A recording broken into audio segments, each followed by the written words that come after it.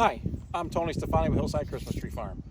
So I'm setting up another experiment for another long leader kind of a trial and kind of go through the process together with this one. We're out today pruning.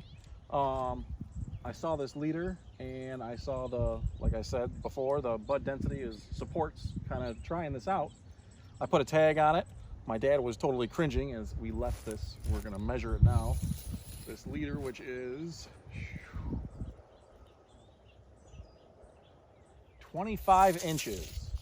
And I took a video earlier of a real close-up bud density shot, so we're going to see how it goes. So the experiment will be just how this tree will fill in for next growing year.